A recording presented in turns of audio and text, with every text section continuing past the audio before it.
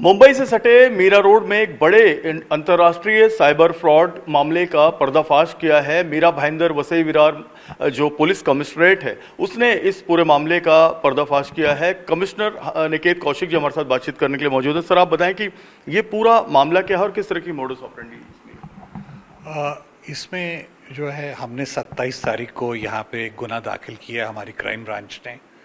इसमें ऐसे फैक्ट सामने आए हैं कि कुछ भारतीय मूल के नागरिक विशेषतः युवकों को एक प्रलोभन दिया जाता है कि उनको अच्छी नौकरी थाईलैंड वगैरह में मिलेगी और ये प्रलोभन दे के पहले उनको विदेश ले जाया जाता है।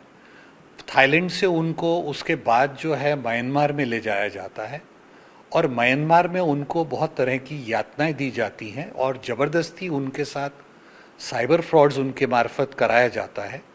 इस तरह की ये पूरी घटना सामने आई है। इसमें कई ट्रैवल एजेंट्स और रिक्रूटर्स इन्वॉल्व हैं। इसमें अंतर्राष्ट्रीय गिरोह जो ये पूरा ह्यूमन ट्रैफिकिंग देखते हैं, थाईलैंड से उनको म्यांमार के जंगलों तक ले जाते हैं, वो भाग इन्वॉल्व है। उसके बाद म्यांमार के जंगल में वहाँ पे मिलिशिया टाइप के कैंप्स हैं जहाँ पे सशस्त्र गार्ड मौजूद रहते हैं।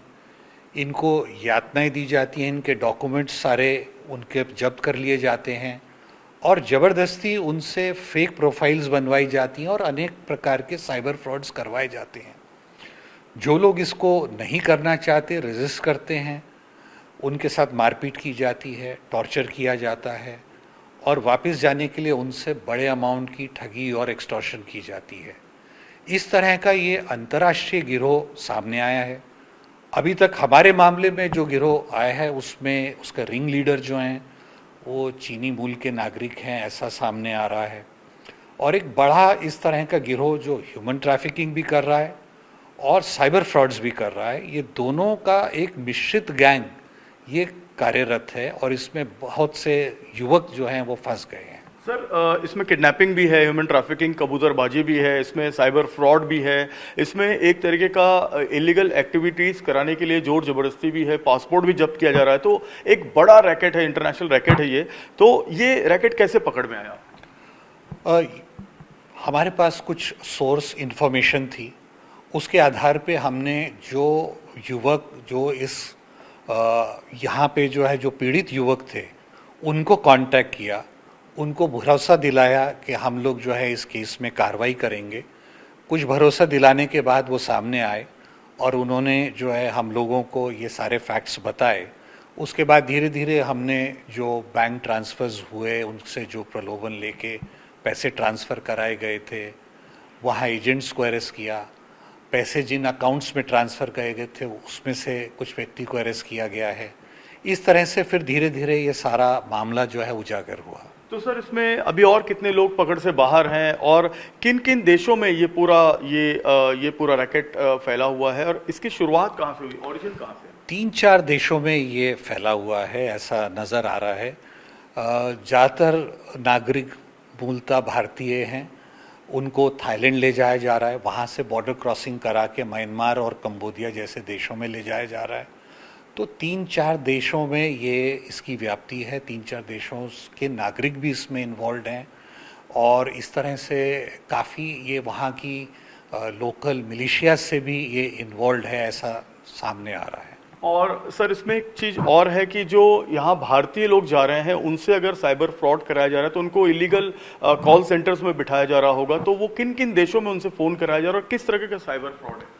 ज़्यादातर साइबर फ्रॉड्स जो हैं वो भारत में ही कराए जा रहे हैं और उसमें फेक प्रोफाइल्स बनाना, विक्टिम से कांटेक्ट करना, उनके पासवर्ड्स, उनका पर्सनल डेटा लेना, विश्वास संपादन करना और उसके बाद उसका मिसयूज़ करना। इस तरह के अनेक टाइप के साइबर फ्रॉड्स उनके द्वारा कराए जा रहे हैं। तो अभी आप जनता से क्या अपील करते हैं? जो इस तरह के विक्टिम्स होंगे वो कैसे पुलिस के सामने आए?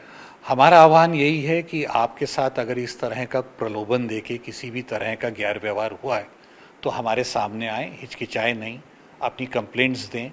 अभी तक 5 से 6 युवक जो हैं सामने आ चुके हैं और हमारे को जानकारी है कि और भी बहुत सारे युवक इसमें इसके विक्टिम्स रह चुके हैं।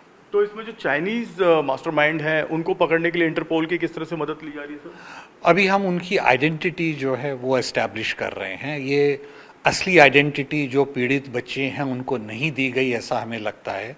एक बार एक्चुअल आइडेंटिटी आइडेंटिफाई हो गए, एस्टैब्लिश हो गई, फिर हम जो है अंतर्राष्ट्रीय मदद के लिए, इंटरपोल की मदद के लिए जाएंगे। बिल्कुल साफ तौर पर एक बड़ा रैकेट पकड़ा गया है और इसमें कुछ विक्टिम्स जो है मीरा भाईंदर पुलिस के पास आए हैं। क्राइम ब्रांच इसकी इन्वेस्टिगेशन कर रही है, यूनिट 1 इसकी जांच कर रही है, लेकिन जो पूरा दारोमदार है वो उन और विक्टिम्स पर है जो अब सामने आए और इसमें उन मास्टरमाइंड्स का नाम बताएं जो पर्दे के पीछे रहकर जो है इस तरीके की साइबर फ्रॉड को अंजाम दे रहे हैं। और मुंबई और भारत में भी जो लोग छुपे हैं उनकी भी जानकारी इससे सामने आएगी।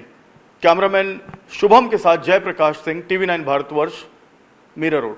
मीरा भाईंदर क्राइम ब्रांच ने कबूतरबाजी, ह्यूमन ट्रैफिकिंग और इंटरनेशनल साइबर फ्रॉड का एक ऐसा रैकेट का भांडाफोड़ किया है जिसके मास्टरमाइंड जो है वो चाइना में बैठे हुए हैं और चाइना में बैठकर ये मास्टरमाइंड मध्य एशिया के जितने भी देश हैं वहाँ के लड़कों को मल्टीनेशनल कंपनियों में जॉब दिलवाने के नाम पर पहले थाईलैंड बुलाते हैं और थाईलैंड से उन लड़कों को बंधक बना लिया जाता है, किडनैप कर लिया जाता है और किडनैप करने के बाद इन्हें म्यांमार ले जाया जाता है, कंबोडिया ले जाया जाता है और वहाँ पर इन लड़कों के साथ में इंटरनेशनल साइबर फ्रॉड का गलत और जो अनैतिक काम है वो करवाया जाता है। जो लड़के, जो पीड़ित उनकी बात नहीं मानते, उनकी पिटाई की जाती है, आर्म्स मैन के अंडर में उन्हें रखा जाता है और उसके बाद इन लड़कों से बड़ी फिरौती वसूली जाती है। 13 लाख रुपए की फिरौती देने के बाद दो पीड़ित थाईलैंड और म्यांमार से छूटकर भारत आए तो उन्होंने इस पूरी कहानी को बयां किया, जिसके बाद क्राइम ब्रांच ने FIR दर्ज की, 8 लोगों के खिलाफ मामला दर्ज किया, जिसमें